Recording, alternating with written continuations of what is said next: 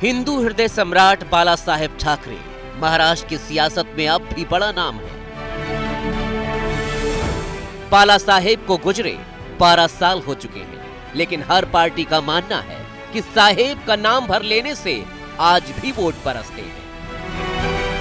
बाला साहेब हमसे सिर्फ शरीर से गए, उनका विचार हमारे साथ। ये प्रॉपर्टी हमने नहीं ली है, बाला साहेब ठाकरे जी के विचार हमने लिए। कांग्रेस के शहजादे के मुंह से बाला साहब ठाकरे की प्रशंसा के लिए कुछ बात जरा बुलवा के दिखा दीजिए। मैं कहती हूँ मोदी जी सुन लीजिए, बाला साहेब ठाकरे जी का नाम सुन लीजिए। महाराष्ट्र चुनाव से 3 दिन पहले आज बाला साहेब की 12वीं पुण्यतिथि आई तो उनकी विरासत को लेकर आज फिर अखाड़ा सज गया। अखाड़े में दोनों तरफ शिवसेना ही दिखी। एक तरफ उद्धव जिनके नाम में ठाकरे जुड़ा है, तो दूसरी तरफ एकनाथ शिंदे जिनका दावा है कि बाला साहेब की विरासत और उनकी शिवसेना वही आगे बढ़ा रहे हैं। पिता की पुण्यतिथि पर उन्हें श्रद्धांजलि देने के लिए उद्धव ठाकरे पूरे परिवार के साथ मुंबई के शिवाजी मैदान पहुंचे, जहां बाल ठाकरे के स्मारक स्मृति स्थल पर पूरे परिवार ने उन्हें श्रद्धांजलि दी। प्रचार एक दिन में थम जाएगा, उससे पहले तमाम तरह से अपने प्रचार की पूरी तैयारियां हो रही है। आज स्वर्गीय बाला साहेब ठाकरे की पुण्यतिथि के दिन तमाम जो राजनेता हैं और ख़ास तौर पर जो शिव सैनिक हैं वो उनको श्रद्धांजलि देते और नमन करते नजर आ रहे हैं। लेकिन बाल ठाकरे के शिष्य और महाराष्ट्र के मुख्यमंत्री एकनाथ शिंदे स्मृति स्थल की बजाय कोलाबा पहुंचे, यहां अपने गुरु को श्रद्धांजलि दी और एक बार फिर जताया कि असली ठाकरे शाही वही आगे बढ़ा रहे हैं।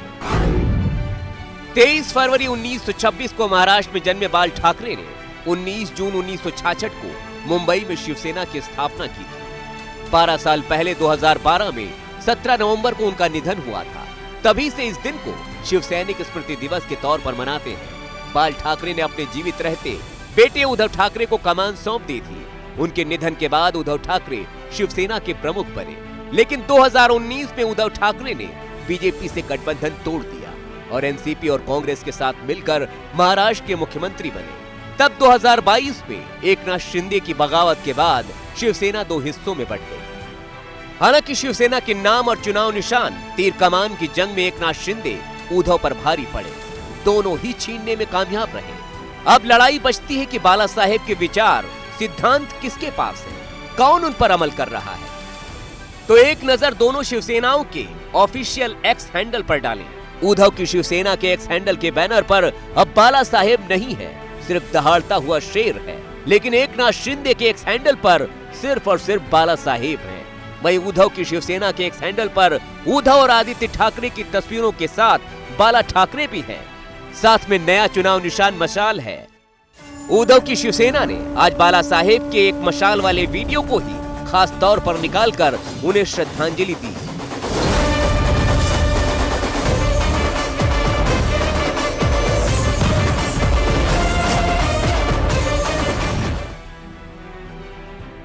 दोनों शिवसेनाओं की पहली जंग लोकसभा चुनाव में हो चुकी है, जिसमें उद्धव की शिवसेना शिंदे पर भारी पड़ी थी। उद्धव ने तभी से नैरेटिव सेट करना शुरू कर दिया था कि शिंदे को गद्दारी की सजा मिली है। आज एबीपी न्यूज से खास बातचीत में जब एकनाथ शिंदे से बार-बार गद्दार कहे जाने वाले पर सवाल पूछा गया, तो सुनिए उन्होंने क्या कुछ कहा। ये गद्दार, वो गद्दार, फलाना गद्दार, 50 आमदार एमएलए गद्दार, 13 एमएलए 13 एमपी गद्दार, लाखों लोग मेरे पास आए, वो गद्दार, और खुद क्या है।